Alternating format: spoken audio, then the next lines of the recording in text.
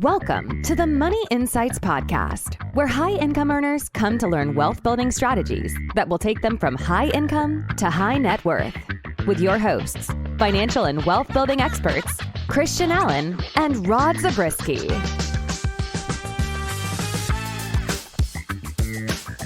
Thanks for joining us for today's episode of the Money Insights Podcast, where we talk all things money and business. My name's Christian Allen. I am your host. With me, as always, Rodney the Pod Zabriskie. What's up, man? Hey, glad to be here. We had a cool interview today, huh? Yeah, it's really exciting. I was glad to have Derrick on, and I'll let you introduce him, but yeah, it was really cool. Yeah, so Derrick Kinney, he is the author of Good Money Revolution: How to Make More Money to Do More Good. I really like the subtitle of his book, and I liked a lot about what he talked about, or a lot of the things he talked about go directly to that concept of making more money. Money's not bad, it's good, especially if you use it to do good. And I think that's a message that we can get behind, especially most of the people listening have money. But my experience working with high income earners and people who are high net worth is that they like that. They want to give, they want to do more good with it. And like he said, it's almost like a scorecard to help us grow and produce, but also help people. And from my perspective, that was like the big thing that I came at. And I think that's his core message. So it kind of makes sense, right? Yeah. Yeah. And the thing that I liked most is that he shared a lot of stories. Like he's coming at it, not just with these concepts and this philosophy, but with real life examples of people who are doing these things and kind of seeing the results. Yeah. He's got stories everywhere, examples all over the place. I think people will enjoy it, and definitely go get the book. Like even just going through the initial notes of it got me thinking about ideas that we could implement in our business and things that we could, things we could do to do more good with the money that we're making. And that's kind of an exciting thought, because so often we get focused on the end result being the money. But if we can get focused on the end result being the good we can do with the money, now all of a sudden, that kind of unlocks opportunity beyond what you normally would have had. So, okay. Yeah, absolutely. I couldn't agree more. Okay, so Derrick Kinney, check him out on his podcast, the Good Money Podcast with Derrick Kinney. He's got the book, Good Money Revolution: How to Make More Money to Do More Good. And you can check him out on all of his social media. Find him on Instagram and that kind of stuff. He's really great. I love the interview. It was a lot of fun. Without further ado, let's get into the interview with Derrick Kinney.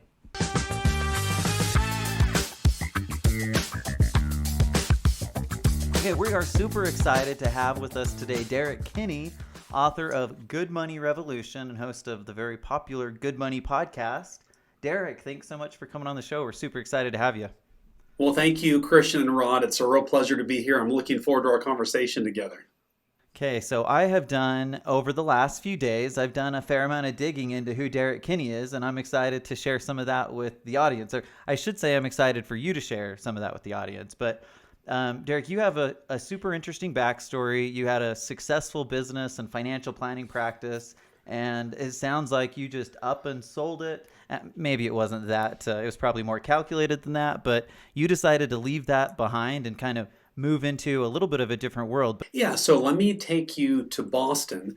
I was at the W Hotel. This was July of 2019, and I'm on my yearly sabbatical. So this is a time where I take about 5 or 6 days completely by myself to ask myself 3 questions. What can I do to be a better husband? How can I be a better father? And how can I be a better business owner? And so those 3 questions guide my time in terms of my planning. And my thought process on that is, does it make sense for me to take 1 week to really get clear on what it is I'm running really fast toward the other 51 weeks out of the year? So the sabbatical for me has been a really powerful time, but this particular time in Boston was real important because leading up to it for a few months, I'd been wrestling with, here I'd been a financial advisor, built what many people say a very successful practice for 25 years, but I really wanted to ask myself, is this what I wanted to keep doing, or was it time to really shape a different chapter in my life? And that morning, I began to write a list out of all the things I would enjoy doing. And I wrote down, write a book, launch a podcast, speak, coach, kind of like my wish list. And surprisingly, even shockingly, what wasn't on that list was being a financial advisor.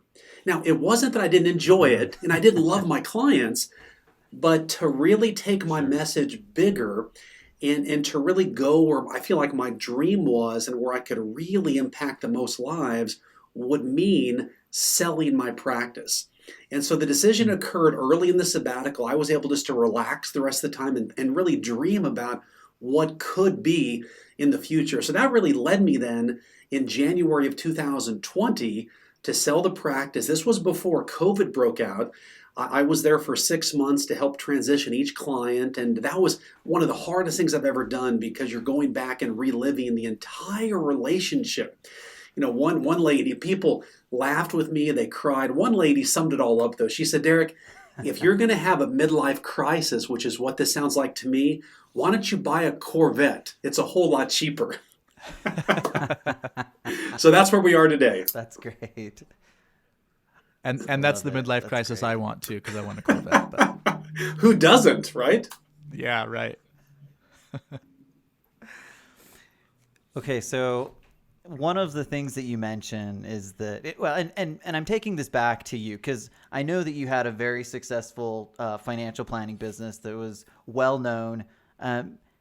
One of the things that you mentioned is that you can help business leaders differentiate themselves, and clearly you've done that both on that first front in your financial planning practice, and now as you've built a prolific podcast and written this book, like you're clearly doing that. But maybe you can expand on just your thought behind that and give us, because most of our listeners are, we talked about, they're high income, high net worth, and oftentimes they're business leaders.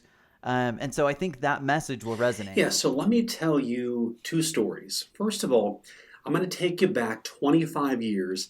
I was really a young punk right out of college, and I had a communication degree. I loved to speak and talk and write, and so my dad always said, hey, get your degree. It's a stepping stone for the future.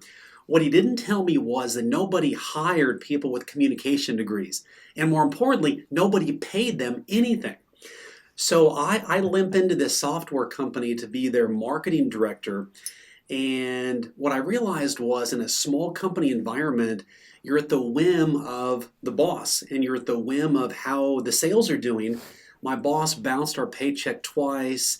He would let us know on Friday, hey, by the way, tomorrow, Saturday, is a work day. Have to call my wife and cancel our plans. But really what happened was I reached this crossroad where we had all worked extra hard, extra hours, shipping out this great product, but I got overlooked for a raise.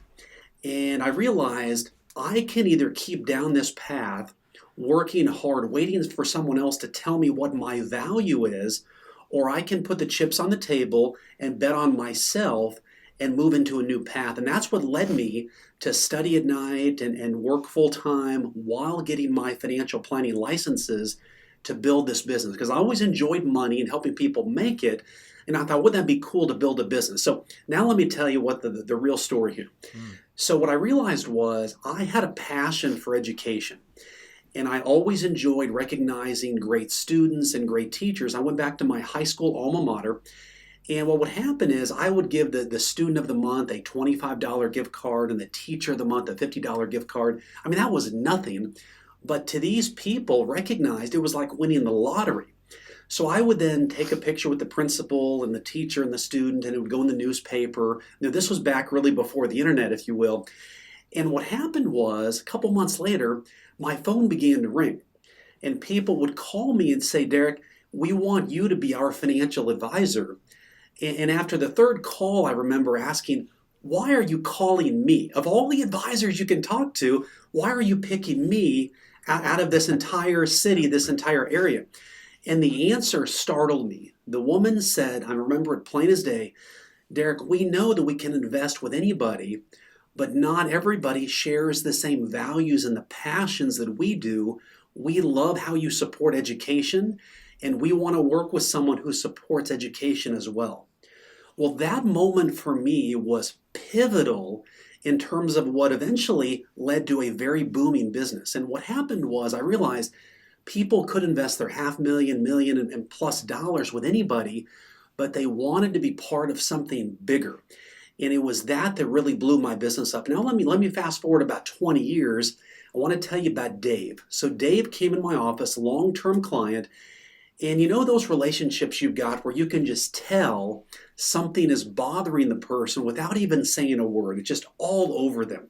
I could tell the weight of the world was on this guy's shoulder. So we had some small talk. He sat down. I said, Dave, it's obvious something is bothering you. Spill it. Well, he goes on to tell me that he's got this small manufacturing firm, has his kids working at the company. Up till then had been going very, very well. He said, Derrick, the business itself is doing great. I'm just not into it anymore. I'm not developing any type of meaning for my job. I don't look forward to going into the office. What can I do? And for some reason, I recall the words jumping out of my mouth. I said, Dave, is there a cause that you care deeply about? Well, I could tell the question really stunned him. He sat back and so forth, and he began to tell me a story.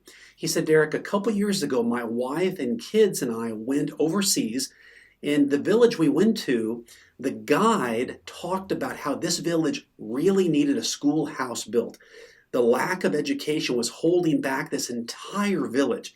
And he recalled exchanging a glance with his wife of, wouldn't it be nice to do something to help fund a school in this area? Well, they get back to the States, life gets busy, business is booming. And my question brought all of that back. And I said to him, Dave, what if you did this? What if you set a goal and you said, I'm going to increase my sales X%, and I'm going to give half of that increase to fund that school? Well, he had a big smile on his face, and suddenly he began to see what was possible. So we exchanged some more small talk. He left, comes back in 3 months later. He looks younger. He looks rejuvenated. This guy looks like he's all in. And I said, Dave, I got to tell you, you look like a completely different guy from 3 months ago. What happened? He said, Derrick, I need to tell you, I was skeptical when you told me about setting a sales goal and then giving half of that to fund the school. But what I did is we've done that, and we've already funded half of that school. Well, if you can imagine two grown men in a room together, and both of us realizing that we just helped accomplish something really, really cool. You know that feeling when you're helping extract potential out of someone and you see the opportunity really rising? And he began to realize, Derrick, I'm actually giving more, but I'm making more money as well. And so what all of that boiled down to was what I now call the generosity purpose. And what he did, and this works for somebody that has a business, or if they don't have a business. If they have a business, you can pick a cause that you care deeply about, a wrong you want to right, an injustice you see in the world. It could be clean water, homelessness, lack of food, whatever it may be. And then you share with your customer base, hey, this is our generosity purpose and how we're going to run our business. And we're going to take a portion of all of our profits and we're going to help make our local community or the world better. Well, most people think about giving like if I give, I lose, and the person or the organization receiving the money wins. It's a lose-win. But how this works, and it's amazing, it's proven time and time again, it's really the premise of the book is the more that you're giving involves more people who want to then do business with you, and you then make more money. So you're giving more, but you're at the same time making more. And so individuals listening, high net worth, people who really like money, but they want to lay their head on the pillow at night and say, did I make a difference today? They can do the same thing. They can pick out a cause they care deeply about and use that as motivation as to why they should go make even more money. Don't just limit yourself to what you've got now. What if I really blew this up, but I used it with a purpose? You're still going to be making more money, and now you're making an impact today. So that whole concept, just to unpack it, has really been sort of resetting the conversation about money over the past couple months. That's great. And it sounds like, you're not just doing the same things that we always are doing. We're now being deliberate, Right. You had a great guest on your podcast. I guess it was, I don't know, maybe 5 or 6 or 7 episodes ago. Bob Berg, who's one of my favorite love authors. Bob. He's great. And yeah. He wrote the Go Giver Yes. series, right? And it sounds similar in purpose, and at least the end goal is to help people, and that really resonates with me. So I think that's really cool. Thanks for sharing that. So one thing you talked about in the course of sharing that story and kind of the result is you talked about things that hold people back. Okay, and I know that you have what you call your 5 attitudes about money that hold people back. Talk to us about that and how we can try to rewire ourselves toward something better. Yeah, and the preface of that is what's holding people back is often shame about what people have told them in terms of how they spend their money. There's a lot of books out there, a lot of people talking about that if you buy a latte at your favorite coffee shop, man, you're bad because you could have made coffee at your house and ground the beans yourself and saved the $2, and you could put that toward retirement. And so this whole process, I call it a shame-free, common sense approach to making more money. And the whole concept is, do you with your money. Meaning that, look, if you like to go to Starbucks 3 times a day, well, great. I meet people all the time that they intentionally buy a luxury car because they feel better driving it, and they make better decisions, and they get better ideas, and they make more money because of how they position themselves with what works for them. So the whole goal of this is all shame-free, and how can you make money that's best for you? So one of the things that I find is what holds people back financially. And I'll share a quick story with you. There was a woman who called my office. I was in the office on a Saturday, just catching up on some things, and I saw that voicemail light blinking, and I knew I probably need to check this. When I picked up the voicemail, a frantic woman's voice was on the other end of the line, and she said, "Derrick, you've got to call me back. I bounced a check, and I'm going to go to jail." Well, my gosh, if you heard something like that, that's shocking. It kind of blows your hair back. And I realized this is a message I can't let sit here over the weekend, because this woman, for whatever reason, is going to be getting herself fitted for orange prison uniforms, and it's going to go really bad. So I called her right back and I said, tell me what's going on. She said, "Derrick, what happened is I wrote a check. I didn't move my money from savings to cover the checking, and the check bounced, and I'm going to go to jail." And I said, "Okay, first of all, we will call the bank together on Monday as a courtesy to you and our relationship and help you move the money. We'll take care of that. But the bigger thing is, why do you think you're going to go to jail?" And so she goes on to tell me a story that when she was a kid, this woman's about 55 years old right now. This was when she was 7 years old. She said, "Derrick, I saw my dad, who had gone to the store to buy clothes and school supplies for us and for myself and my siblings." And she recalled seeing a phone call and overhearing it where the store manager said, "Sir, it looks like you bounced a check. You're going to go to jail." And he was adamant with his anger that, "You bounce a check, I'm going to penalize you to the fullest extent." Wow. Well, here was a woman who saw that as a kid, and at 55 years old, it was a trigger for her. And what it did is it filled in some gaps. You know those people where they have the outer trappings of success, but inside you can tell they're wrestling with something. And it led me to come to the conclusion that, she'd always been a little bit reticent to take risk or to take advantage of investment opportunities I gave her that did well, but she would miss out on them. And it was all a fear of losing money, making a mistake, and that mistake would lead her to go to jail. Now, to the 3 of us talking right now, that can sound so crazy, but these are money beliefs, and people base their lives. And so one of the ones I want to go back to is, many people can relate to this, where they might have seen their mom or dad or grandma or grandpa growing up, bang their fist on the table occasionally and say, "If only we had more money, then we could do the things we want to do. Then we could enjoy the life we want."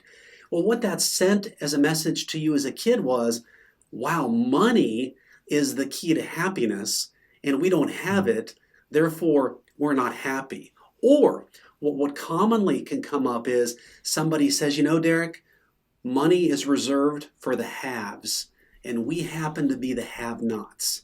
And that's just how it is. Well, if you can imagine as a kid and you see that and you see people living into that, you're going to grow up with some of those same beliefs.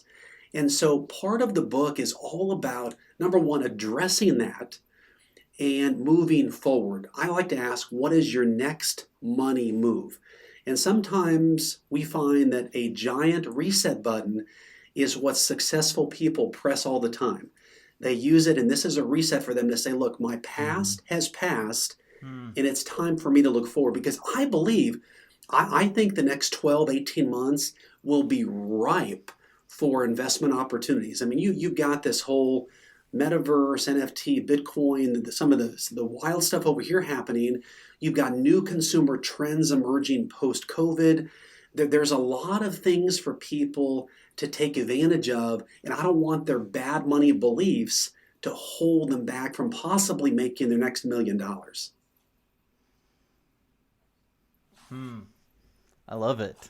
Love it, love it. Okay, so I want to make sure we jump into some of the concepts in the book. And I'm sure that the things we've talked about so far are littered inside of it, but before we do that, I want to just talk about more directly your motivation behind the book. And I think you've hit on this, but what is the motivation? Where did it come from? And kind of what are you hoping to accomplish with your so message? Where the money, rather the message about money came from was, I began to hear in culture over the past couple years, and it's only gone louder recently, that money is bad. And specifically, if you have a lot of money, well, you're bad. You're called the top 1%. You're criticized, you're scrutinized, you're villainized. And by golly, if you have a company that actually does really, really well, well, you must have achieved that by nefarious ways. You must have cheated your way to the top. And I want to pull that back because there are a couple of core values that I like. One is, I like money. Money to me is a scorecard that I keep. I call it the report card for adults, my net worth page. And it's just a way to measure and motivate me to make more money so I can do more good. It's just fun. Money is a game to me, and I just like to make it. And so when I hear people criticize people for making money, that really stuck in my craw. But here's what I found. When I've interviewed people like Damon John or Mark Randolph, who co-founded Netflix, and I talk to these guys about how they think about money, what I'm learning is most of the people who are making money or have money aren't thinking to themselves, boy, money is bad. They just want to make money because they like it and they like to do great things with it. It's typically people looking from the outside. It could be the media.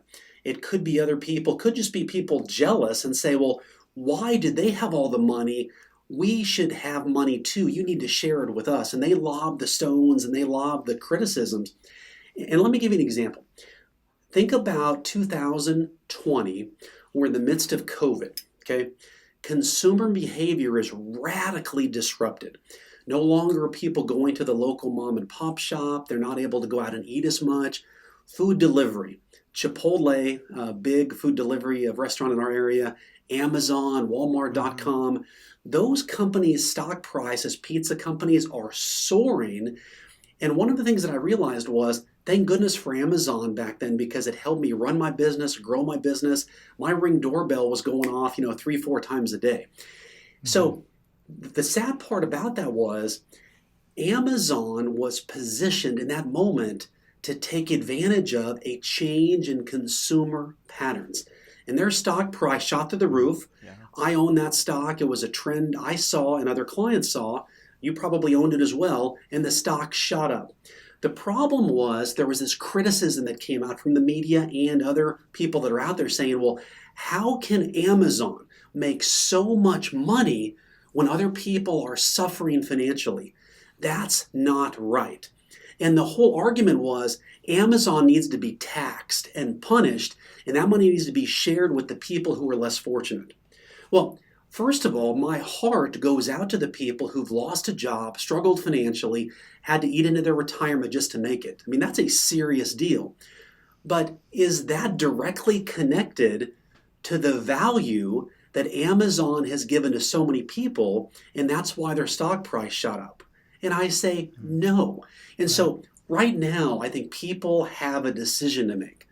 Now, your listeners, they're high net worth, they know the value of $1, and they may be sitting here thinking, that is the most foreign concept I've ever heard. That makes 0 sense. But to the general population, people are thinking, look, I can either keep criticizing Jeff Bezos and Elon Musk and Bill Gates and you name the billionaire of the day and just really attack them with all the venom I have, or I can choose to take a step back and say, what could I learn from how they run their business and how they add value to their customers and the pain points they solve?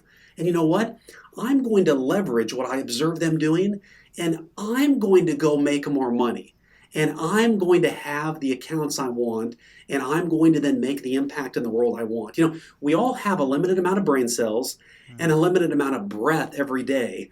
Do we want to waste those brain cells and breath lobbing criticism at billionaires? Now, are all of them good people? No, I'm not saying that.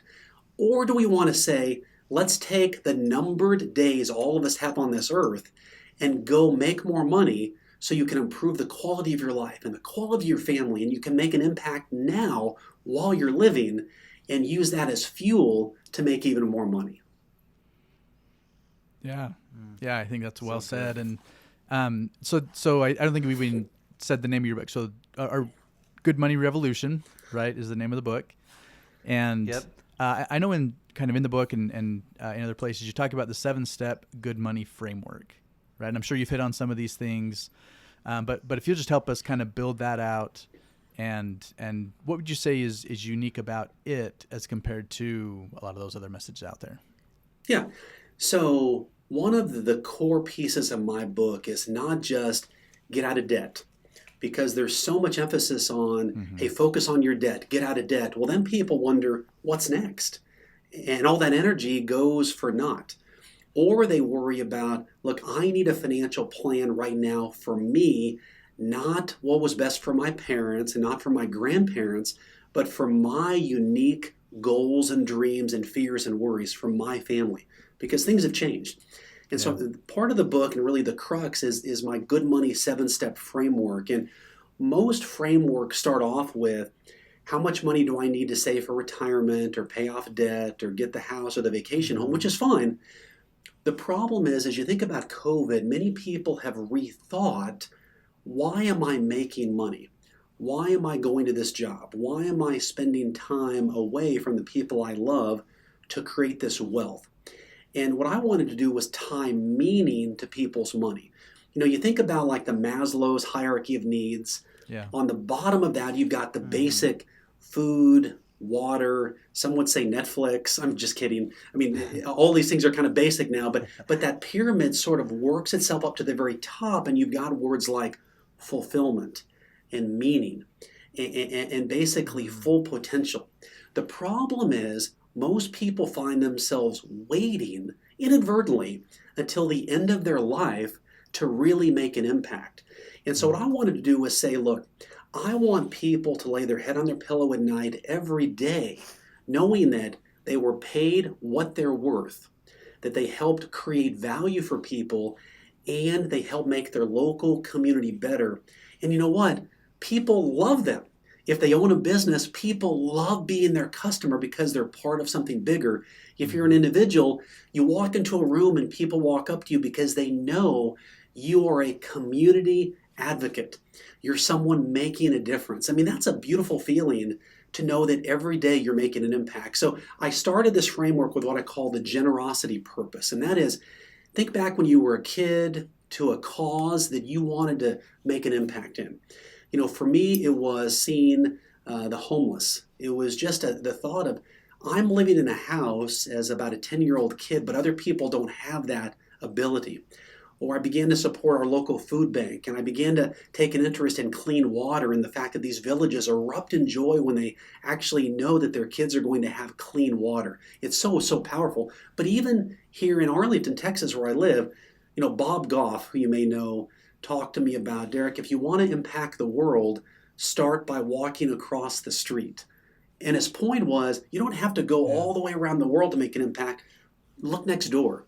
Has a mom or dad lost their job? Have your kids have a friend at school that have a need that you could, send $20 anonymously to? All of those are the real things. So that generosity purpose is what fuels individuals and business owners to make more money so they can make an impact. But then what I wanted to do was simplify.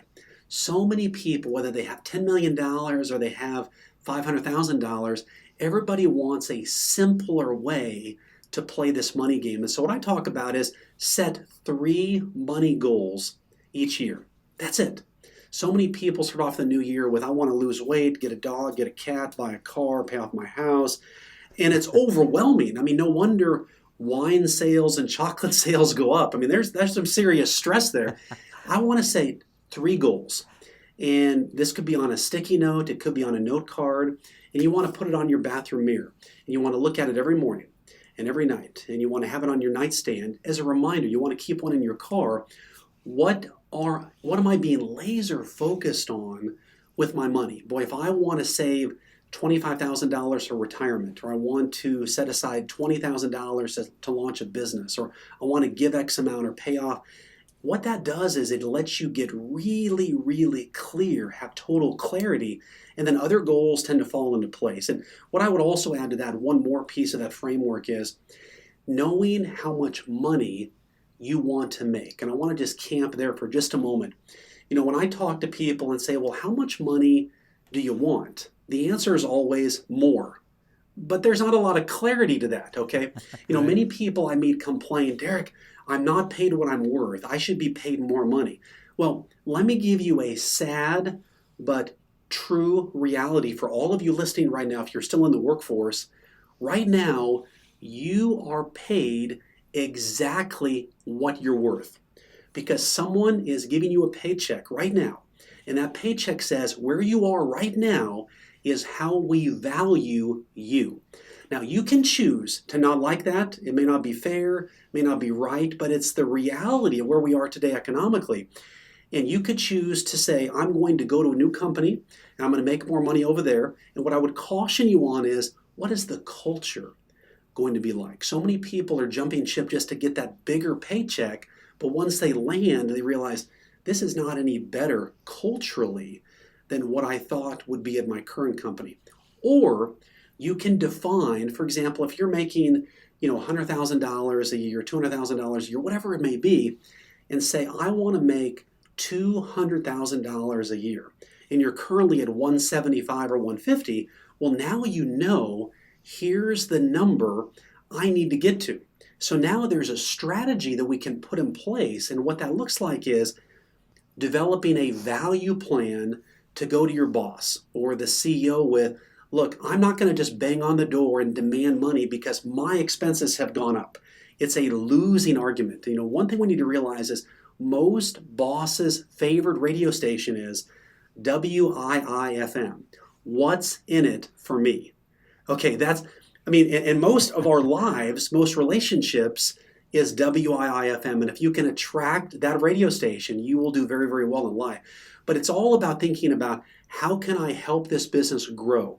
How can I help reduce costs? How can I build up more capacity and scale for my boss to have more time to do more dollar productive things? And then I can take some of those items on. In the book, I talk about several examples of people who decided not to just bang the door and demand that raise, which they would likely get. They'll probably get a 4% raise this year, but not going to keep up with inflation.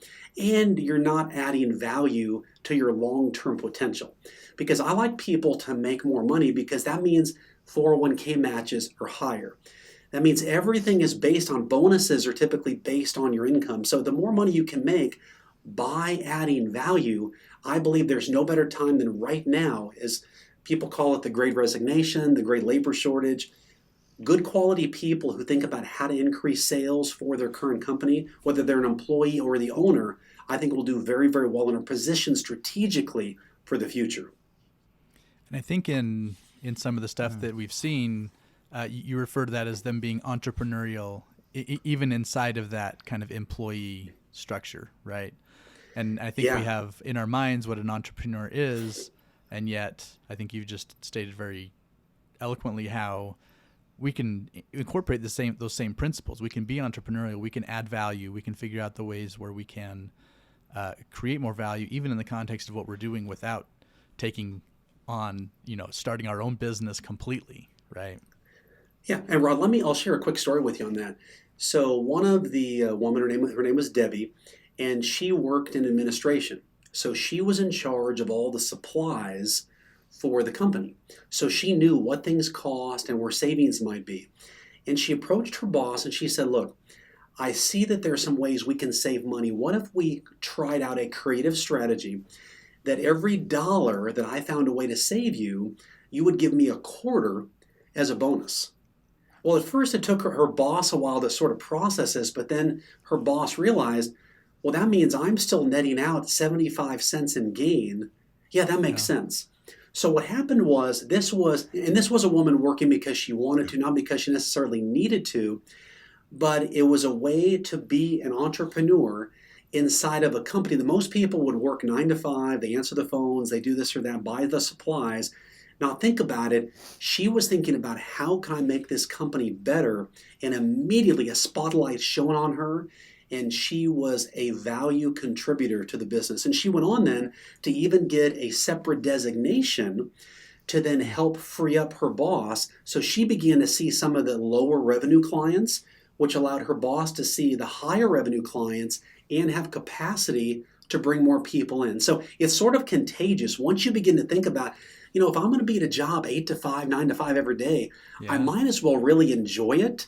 And I might as well be thinking about how to grow it and really using my brain. And what often happens is that mentality leads to their own revenue stream, which, as we know right now, many people are one global event away from losing their job.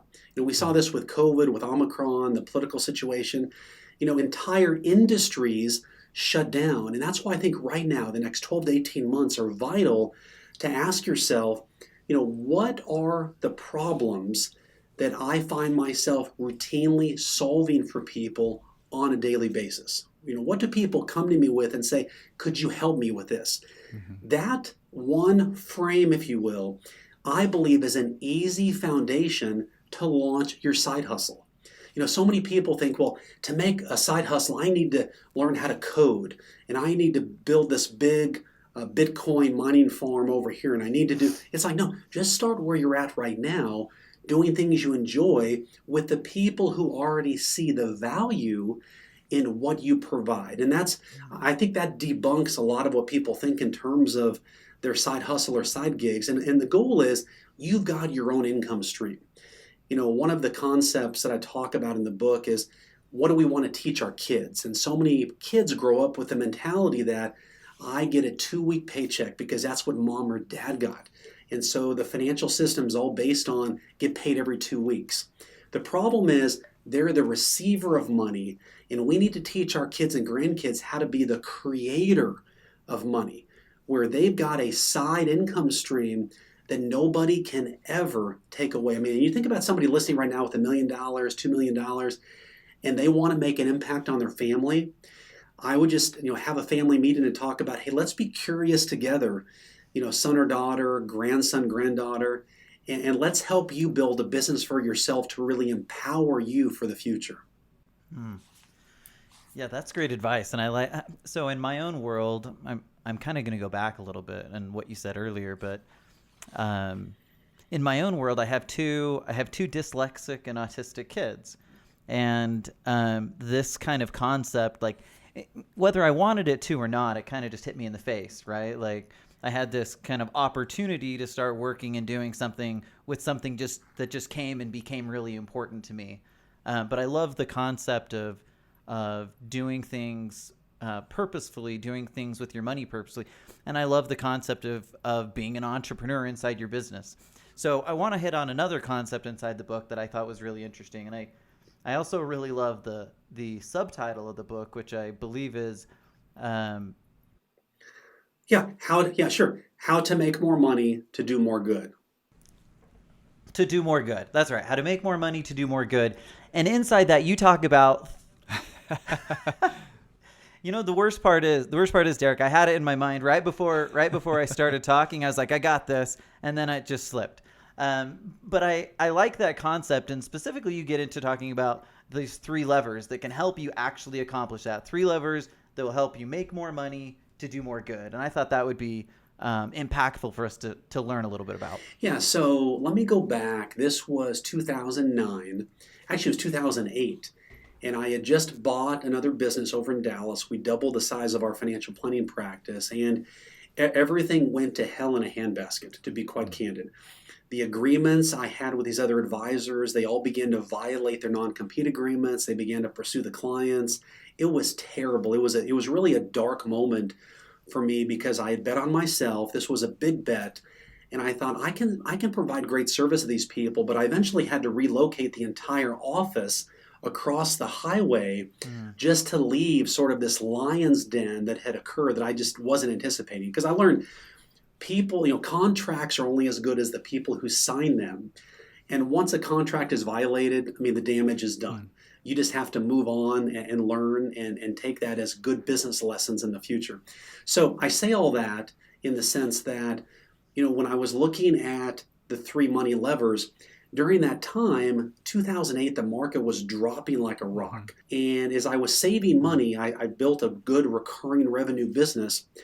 I could either save that into a checking or savings account the more conservative way, but you're not going to make any money there. But what I did is I picked out a handful of stocks that I felt like once things bounce back, those stocks will do very, very well.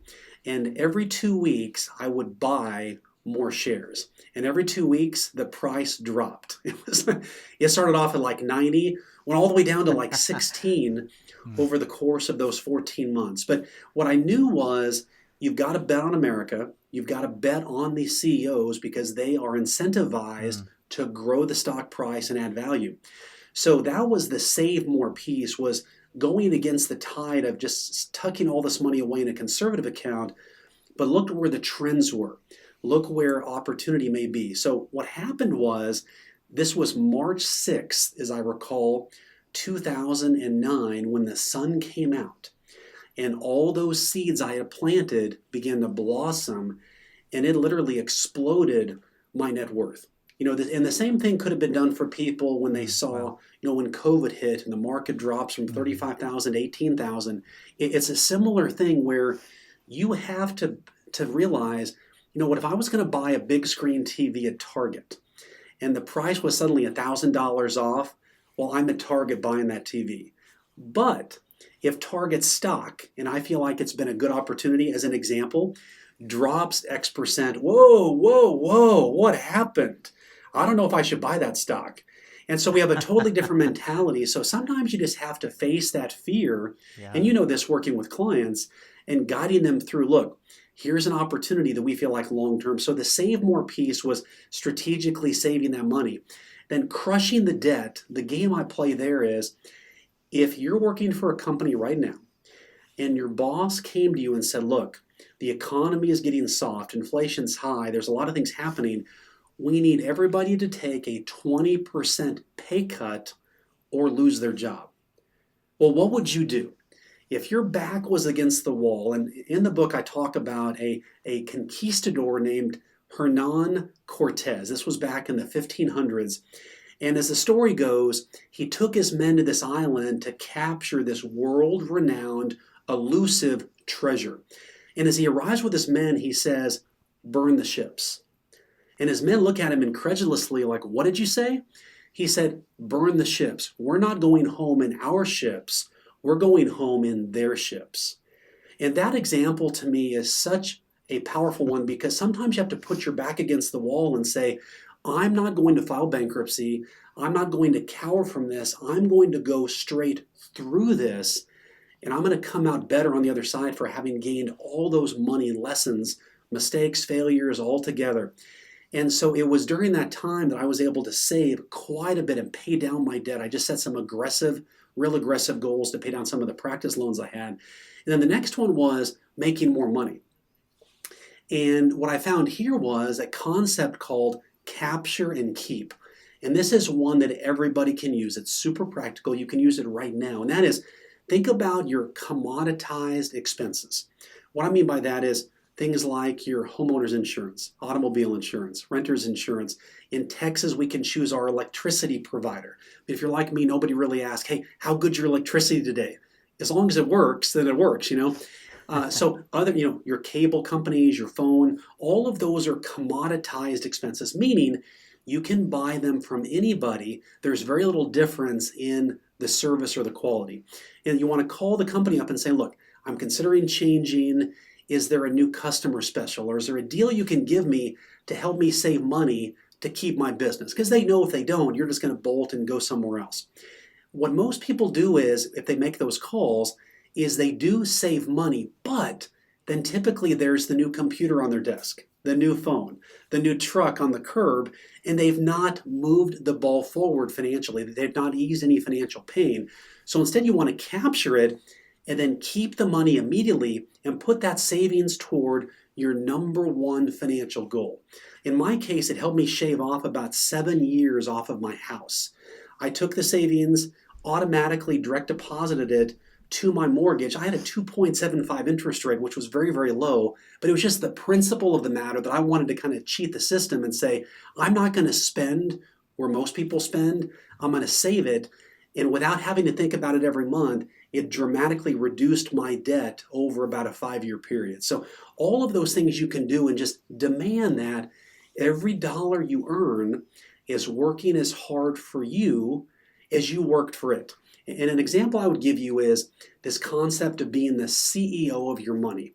If you have a business, and I use this example a lot, if you had a business and your employees were in the break room with no direction, no telling them what you expected, they might come in late and leave early and goof around. Well, so many people have their money in the same situation. Imagine your dollars just hanging out in the break room, and they're getting spent, they're going here, they're going there. You need to have a plan as a savvy investor to know before dollars even come in, where will they best benefit you and add the most value to you and any causes that you want to give to. And so that's why it's fun for me. Again, I think of money as a game. It's just fun to make it because of all the tools you've got and the benefit and the impact that you can have. That's great. I love it. You've got a powerful message around money mindset. I think a lot of people can benefit from. Okay, so Derrick, what's the best way for people to get the book and to find you and connect with you, follow you? Yeah, so Instagram is probably my social media of choice. You can go to Derrick T. Kinney, follow us there. We upload new videos almost every day to really give people content and value. But also, right now we've been talking about Good Money Revolution. I'll hold it up here. You can get this on Amazon, Barnes & Noble, any of the local publishers. I'll only give you a link, though. If you go to goodmoneyrevolutionbook.com, goodmoneyrevolutionbook.com, I produced 2 bonus videos on how to save more, crush your debt and earn more, those 3 money levers we just talked about, and how to get the raise you deserve. And so the book on Amazon is about $26.99.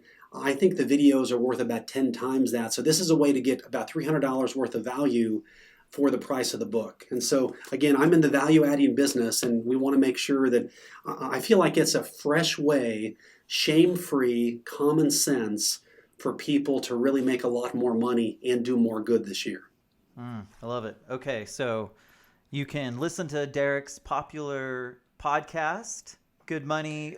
Is it good? It's Good Money. Yeah, with the Good Derrick Money Kinney, podcast. Right? Yep. Good Money podcast, Derrick. And then follow him on Instagram and make sure you go get his book on Amazon. Derrick, this has been amazing. I love your message. Super excited to share it with our audience and community, and we appreciate you so much coming on with us. Oh, my pleasure. Thank you both, and this has been a real fun conversation. Thanks for having me. Thank you for listening to the Money Insights Podcast. To learn more about the financial and business strategies discussed in this show, please visit moneyinsights.net. The views and opinions expressed on the Money Insights podcast are not intended to be individual financial, tax, or legal advice. Always consult with the appropriate advisor before making financial decisions. And if you're enjoying the show, please feel free to rate, subscribe, and leave a review wherever you listen to your podcasts. This will help others find the show and learn wealth building strategies for themselves. Thanks again for tuning in, and we'll catch you in the next episode.